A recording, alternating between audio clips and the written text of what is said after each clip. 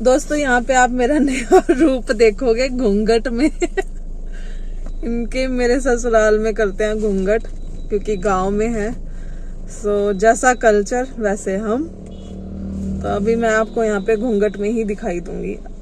अभी थोड़ा कम है, थोड़ी देर बाद ये इतना हो जाएगा।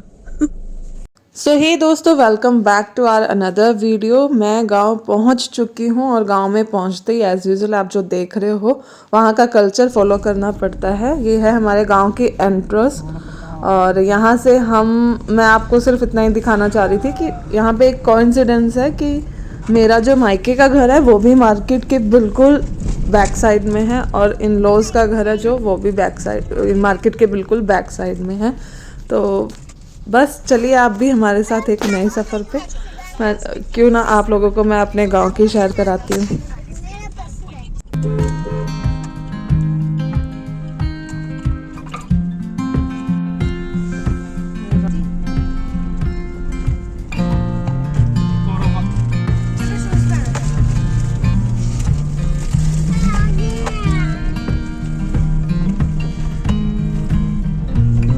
दोस्तों ये रहा मेरा ससुराल का घर। ये रहा मेन गेट। परसों की बात है वो। परसों इतने सारे ले मावे की बर्फी ले। सो दोस्तों हम गांव पहुंच चुके थे घर पे और ये मेरी दादी सास थी जिनका ऑपरेशन हुआ है। ये गिर गए थे और ये जो घर आप देख रहे हो ये मेरे फादर इन लॉ ने गांव में बनाया है ताकि हम सब जब भी गांव जाए तो इशू ना हो कहीं चाचा ताऊ के घर बैठने में, क्योंकि सबकी शादियां हो रही है, सबके परिवार बड़े हो रहे हैं, आप लोग समझ सकते हो।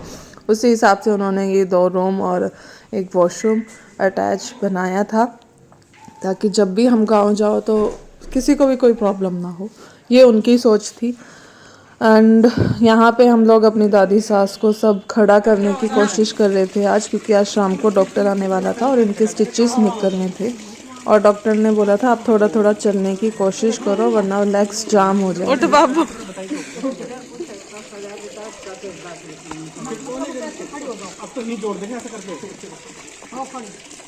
आप तो उठो।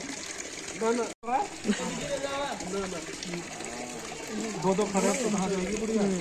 युवराजी पास से युवराजी लगा दी बुढ़िया ने तो युवराजी लगा दिया हमने तो बब्बन आज चलाएंगे। आज पोता है बब्बू का, चला के ही जाएगा। दिखा दे बुढ़िया।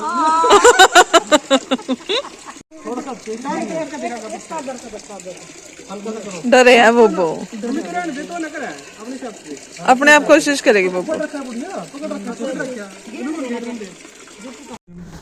बस फिर दोस्तों थोड़ा बब्बो से मिलने के बाद बातचीत करने के बाद हम निकल पड़े थे खेतों में और ये सनसेट बहुत सुंदर लग रहा था खेतों के बीच। बहुत याद आवे अपना बचपन, हम ऐसे ही गए थे गन्ना उखाड़ पितरों की धोख देनी थी। पितरों की धोख देनी मतलब जो लोग गांव में रहते हैं या जो इस कल्चर को जानते हैं वो समझ जाएंगे। हमारे यहाँ पितरों को, बड़े बुजुर्गों को बहुत माना जाता है और खेतों में उनके थान बनाए जाते हैं। तो हम हर त्योहार पे वहाँ पे माथा टेकने जाते हैं। हम नहीं आ पा रहे थे गांव में काफ़ी टाइम से, जब से इनका ऑपरेशन हुआ था। तो अभी सबने बोला कि एक बार गांव में पितरों की धोख लगाया हो। फिर बस हम निकल पड़े थे पितरों की धोख लगाने। और यहाँ पे गेहूँ जीरी कटी थी एक्चुअल में। जीरी कटने के बाद चावल, जीरी मीन्स राइस की खेती जो होती है वो, और वहाँ पे ये सब कटा हुआ था। अच्छा लग रहा था। अब गेहूं बोए जाएंगे यहाँ पे। उसको क्या मैं पकड़ के काम करके सेट करूं? कितने दूर आ गए? मुझे को आग लग रही है।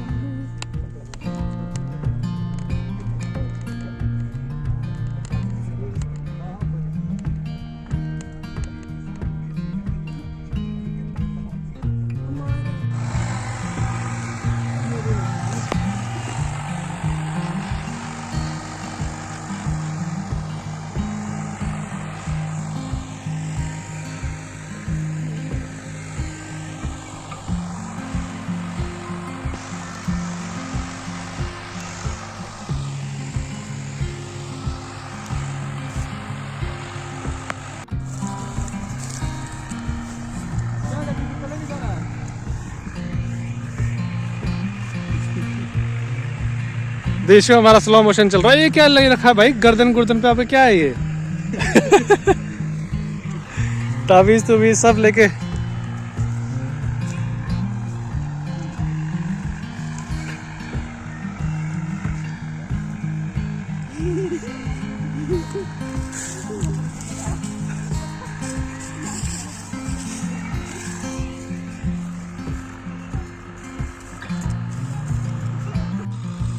और ये है हमारे पितरों के थान खेतों में, जिन पे हम दिवाली हो, होली हो और मावस हो, हमारे यहाँ पे मावस की जाती है, कहीं के यहाँ पे चौदस की जाती है, तो माथा टेकने और दिया जलाने ज़रूर जाते हैं। ये पराली को यहाँ पे मेरे देवर ने आग लगा दी थी, पता नहीं थोड़ा बहुत था, माफी उसके पास जाके खड़ी हो। उसको थोड़ा वो अपना कर रहा था। इधर हम अपना पितरों की धोख दे रहे थे, पहले स्थान को क्लीन कर रहे थे।